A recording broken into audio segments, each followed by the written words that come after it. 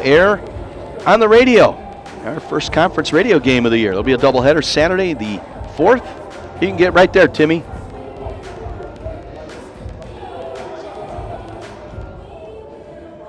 You get Coach Bernero set up here. Yeah, we'll air both games of that doubleheader Saturday, December 4th on 1050 WLIP against North Central from Naperville. And we're joined now by head coach Tim Bernero. And hey, satisfying win here tonight. Good one, particularly pulling away in the second half. Yeah, John, I wasn't sure. We've been struggling so much to score points that we tried to speed it up a little bit by pressing in the beginning. They've got some nice pieces that can score, and we didn't want to let that settle in. And we were able. One of the things that Lake Forest struggled a little bit with so far this year is turning the ball over. We got them to 20, which is pretty good. We didn't turn over too much, except I guess in the last minute or so. But it was a very solid. It's always good to win one on the way out to a break there with Thanksgiving. And I just told the kids, now the stakes go up.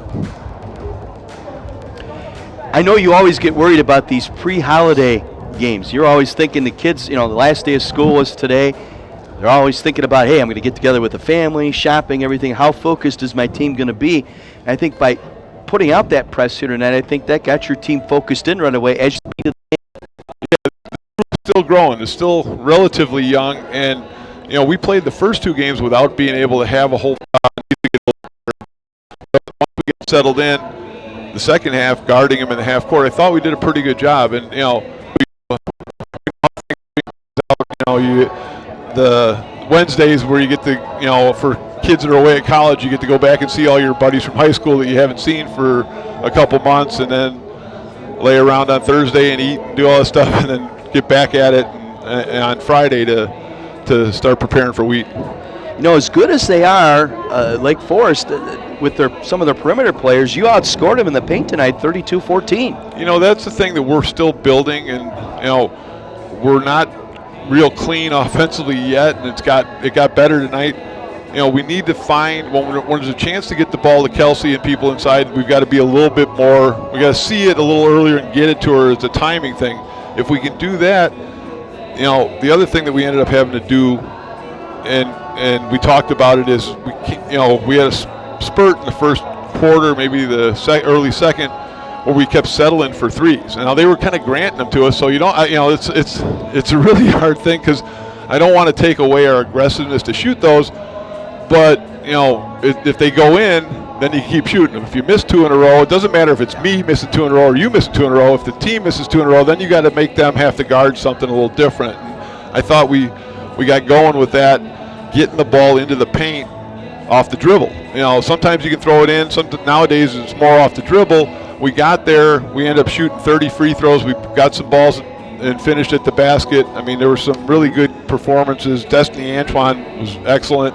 She got to the rim, got to the offensive boards. I told Lauren Knight, I said, that's what she did last year. At the end of the year, when she was hardened a little bit by the conference, she knew she could get to the basket and be strong, and that's what she did. She's such a good free throw shooter that if she does that and plays the three along with that, because she's a really good three-point shooter, then she's really tough to handle.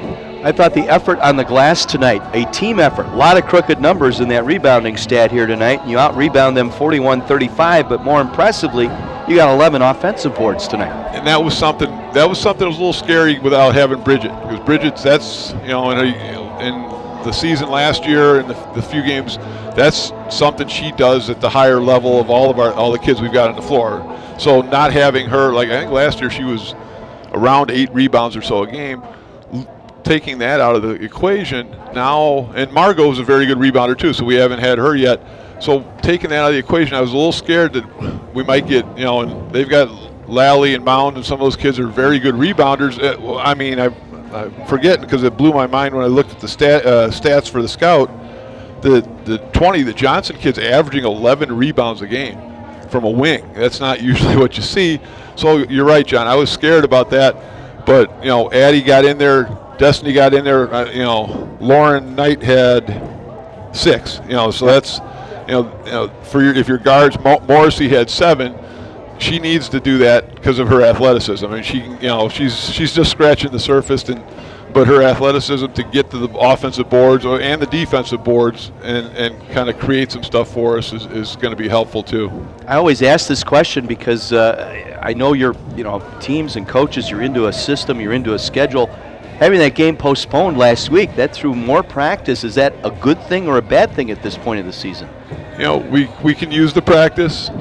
Not having a game for 10 days was odd because, like I said, my doing, but we played 4 games in the first 8 days, and then we didn't play for 10 days. That's just a weird balance of things, and not having that game Wednesday kind of threw that a little bit out of whack. But the kids really responded. We kind of, we eased into it a little bit. We didn't, just go crazy for the whole stretch there. We were kind of easing by being able to, work on our stuff because we didn't have a scout or didn't have anybody to play, the last few days. So, to stretch over the weekend to get to this game, we were able to do that. And, it would have been, it's nice if you have everybody there to practice and not having, with Bridget not being able to play tonight, we were able to, work Addie and Destiny in.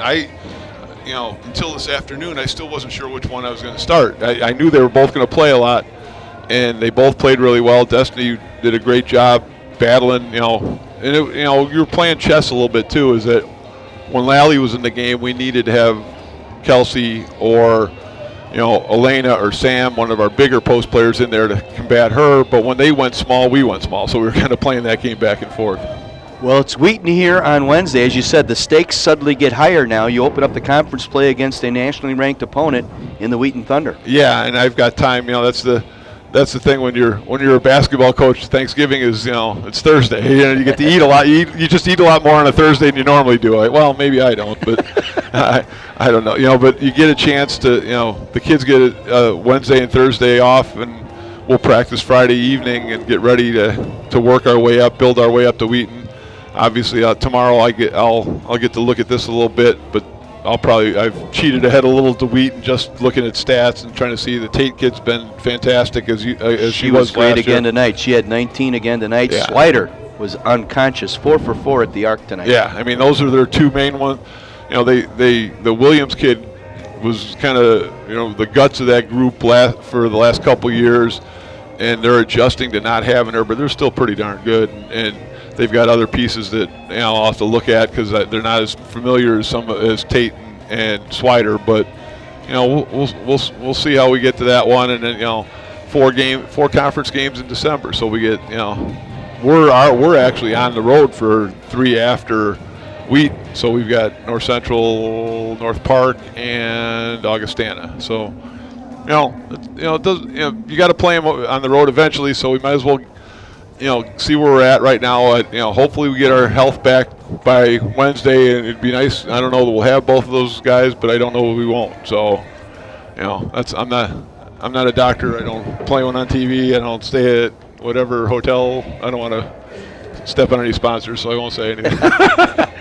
Well, you get out and enjoy a good Thanksgiving with your family. You and Rach and the kids have a good time, and enjoy this holiday break and get right back at it. We'll be right back with you here Wednesday night against Wheaton. I'm just picturing with the spread at the Weiser house because you guys are fantastic culinary wizards there. There's always stuff that's above my level that you guys have over there. 2 turkeys, and it's my brother. We're going to my brother's, okay. So we're being Antioch. It's 2 turkeys. My brother is going to be smoking a turkey. And are those the ones that explode and stuff? No, it's actually he bought okay. a really nice smoker. He's going to smoke a turkey, and then my that's sister-in-law is going to make one right out of the oven with the stuffing and everything in it. So we're going to have about 18 people down there for. Okay. for you know how handy I am. I always see those. They always scare me with those. How the fry the turkey. People fry the turkeys, and then somebody explodes. I'd be the guy that exploded. Well, so I'm staying away from that. Dave has done the fried turkey, but now that he's got this smoker, he's That's just anxious better. to get in there with a.